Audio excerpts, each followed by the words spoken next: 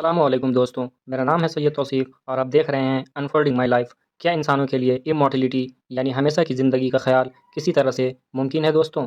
हमेशा से ज़िंदा रहने का ख्वाब इंसान अपने ख़्यालों में हज़ारों सालों से देखता आया है और ऐसा उसके लिए सोचना बिल्कुल एक कुदरती अमल है, क्योंकि इंसान हमेशा कुदरती करता है, हमेशा से ज़िंदा रहना चाहता है, इस दुनिया के राज़ों के बारे में जानना चाहता है। इसके सबूत वो आब हयात जैसे कहानियों का ज़िक्र करके करता चला आ रहा है। लेकिन क्या ये सच में मुमकिन भी है दोस्तों? आज के इस वीडियो में हम ये जानने की कोशिश करेंगे कि इंसान इमॉर्टलिटी यानी हमेशा की ज़िंदगी हासिल कर सकता है या नहीं।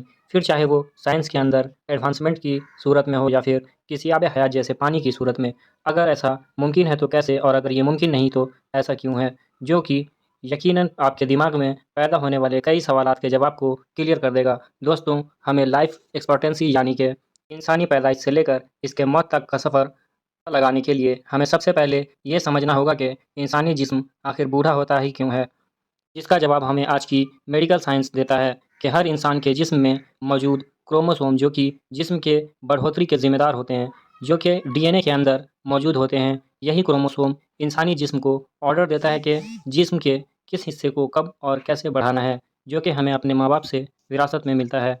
क्रोमोसोम के अंदर ये इन्फॉर्मेशन सेव होती है कि हमारे माँ बाप की तरह ही हमारे जिस्म की किस तरह से बढ़ेगा। क्रोमोसोम के शुरू और आखिर के अंदर मौजूद होते हैं, जिसका मकसद क्रोमोसोम में मौजूद डीएनए को ढककर महफूज रखना होता है, जो कि नेचुरल तौर पर मौजूद होती है। और इन्हीं कैप्स का ताल्लुक उम्र बढ़ने के साथ साथ कई लाइलाज बीमारियों का भी है, क्योंकि इंसानी सेल डीएनए कोडिंग से मिलने वाले इंफॉर्मेशन से जब भी बढ़ने लगता है तो हर ह्यूमन सेल जिसके अंदर ये क्रोमोसोम मौजूद होती है अपनी लगातार कॉपीज़ को तैयार करके करते हैं।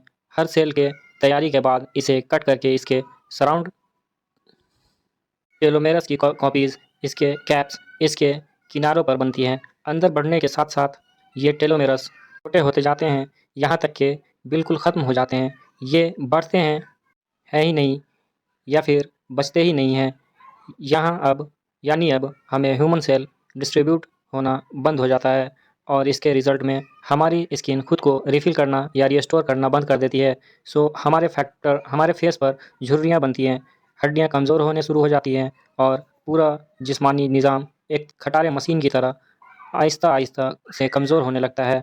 तो इससे हमें एक बात तो समझ में आ गई कि अगर हमें एजिंग फैक्टर को रोकना है तो फिर सबसे पहले इनको टेलोमेरस को एजिंग से या फिर बढ़ने से रोकना होगा। यूनिवर्सिटी ब्रिंटन्स के प्रोफेसर के मुताबिक उन्होंने चूहे, मक्खी और दूसरे जानवरों पर एक्सपेरिमेंट करके इनके जिस्म के अंदर मौजूद टेलोमेरस को रिकवर करने का काबिल हो चुके हैं, जिससे एक्सपेरिमेंट के दौरान इसकी उम्र कई गुना बढ़ चुकी है।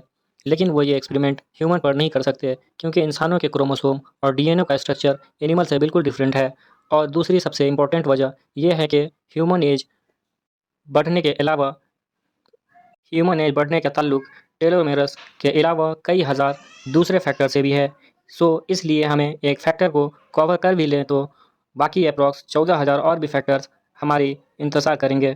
बायोलॉजिकली तौर पर ये इंसानी समझ और हद से बाहर है, जो किसी भी हाल में मुमकिन नहीं है। कुदरती तौर पर सबसे ज़्यादा उम्र रखने का वर्ल्ड रिकॉर्ड फ्रांस की जेन्नी लुइस नाम की एक औरत के पास है, जिसकी उम्र 122 साल और 164 दिन according to Guinness book of world record है। शुक्रिया दोस्तों, अगर ये वीडियो पसंद आया तो लाइक, शेयर और सब्सक्राइब करें। बहुत बहुत शुक्रिया।